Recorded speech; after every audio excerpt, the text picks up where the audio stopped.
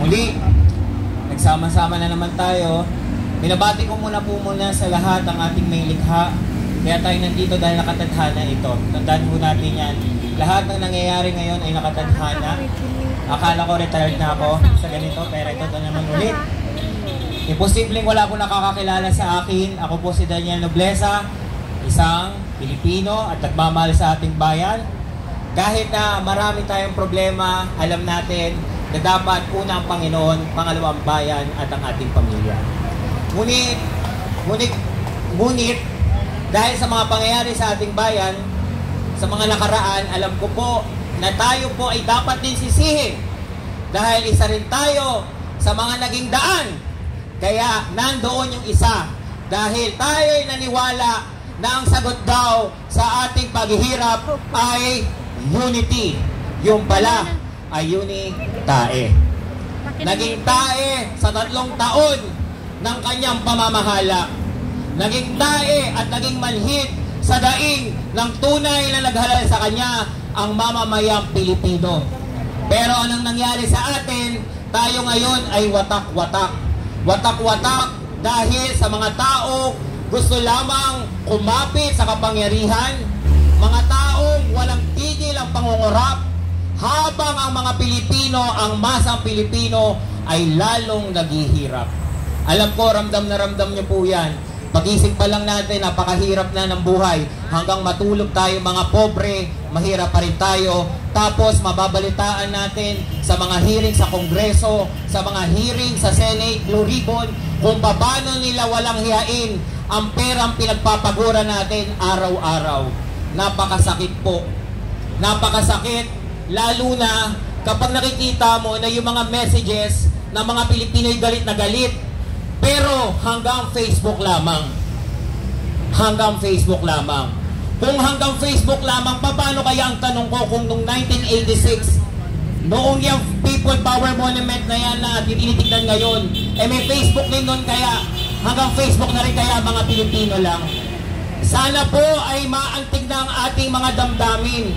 Na tayo ay magsama-sama at iparating natin sa ating mga leader ngayon na hindi sila ang Panginoon, kundi ang taong bayan na nagbigay ng kapangyarihan sa kanila. Maalala nila yung sinumpa nilang tungkulin na dedepensa ng konstitusyon at mamahalin at mauunlarin ang bayan natin. Pero ngayon sa sitwasyon natin, hindi na po.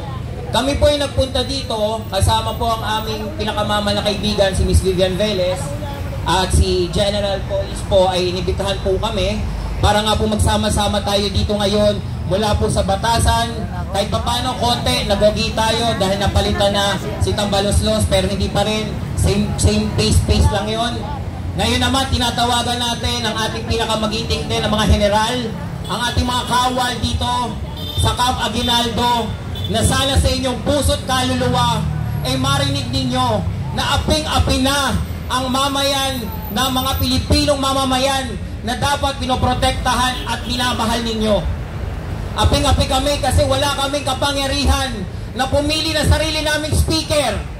Wala kaming kapangyarihan na pumili ng sarili naming kongresista.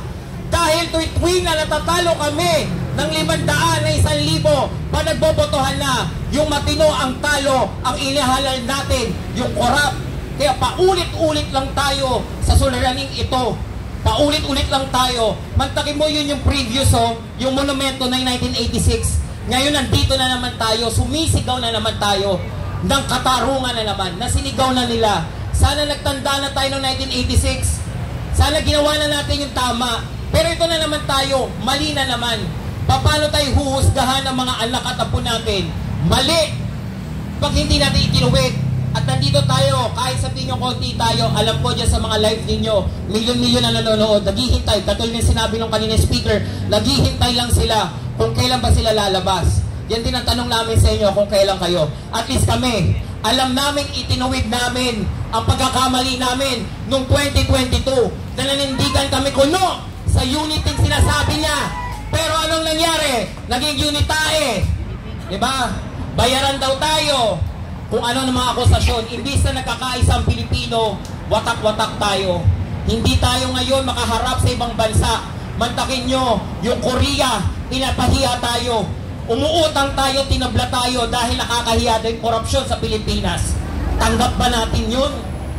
Napupunta tayo doon bilang mga bisita. Nakikita natin yung mga lugar nila, yung Vietnam, na dati nanghihingi ng edukasyon sa pagpapalay sa atin. Ngayon sila na ang supplier natin. Tama ba yun?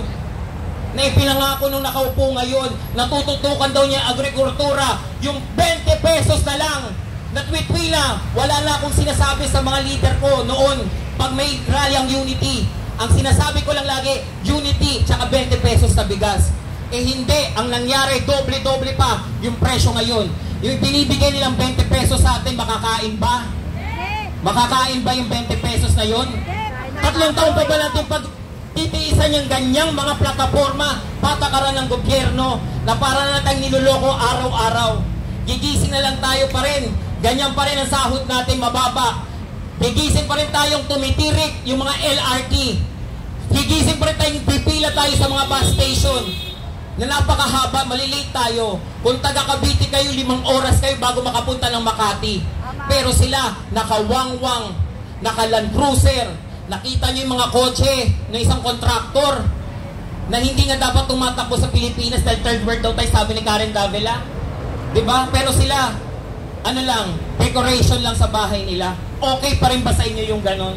Hindi ko na po makita ang logic nating mga Pilipino kung maaawa pa rin ba tayo sa mga korap, kung patuloy pa rin tayo magiging manhid, walang mangyayari sa bayan natin. Nasabi rin po kanina, iisa lang po ang bayan natin, ang Pilipinas. Dito tayo sinilang, dito tayo mamamatay. Walang magmamahal sa Pilipinas kundi Pilipino lamang. Huwag natin asahin ibang lahing mahalin nilang Pilipinas kundi tayong mga Pilipino. Pero nasa atin dapat, sa atin, kayong mga magulang na nanonood, responsibilidad ninyo na ipamulat sa mga anak ninyo na mahalin ang Pilipinas. Dahil ito lang isang bansa natin. Hindi ho tayo nagtatawag ng kaguluhan dito.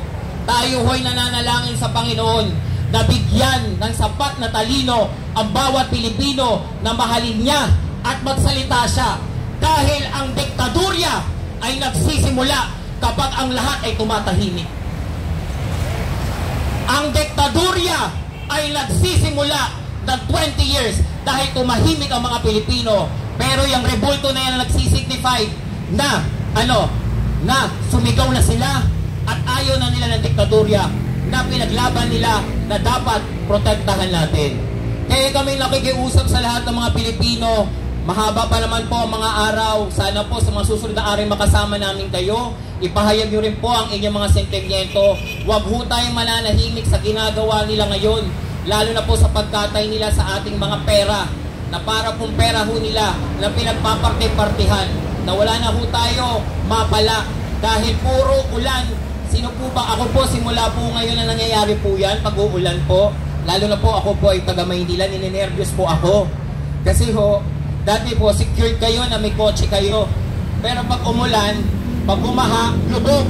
Pantakin nyo, ilang taon mo huhulugan yung kotse na yun. Tapos, biglang babahain lang.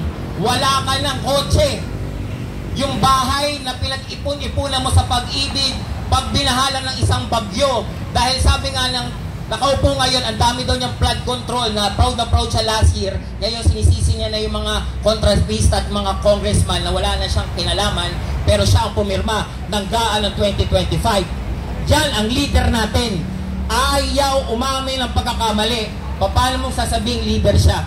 Kung ayaw niya mismo, siya mismo umamin ng pagkakamali niya.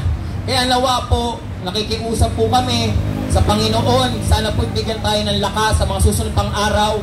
At sa ating mga magigiting na pulis, nagpapasalamat po kami sa ginagawa niyo pong pagprotekta sa amin ngayon. At sa kalayaan po namin mag-express ng aming saloobin. At sa mga sundalo rin po, lalo na po yung mga retired, na talaga lang pong sinasaluduhan natin, nagbuwisan ng kanilang buhay para sa bayan. Ngayon muli tumatawag para magkaisa tayo. Magkaisa tayo. Okay. Yun.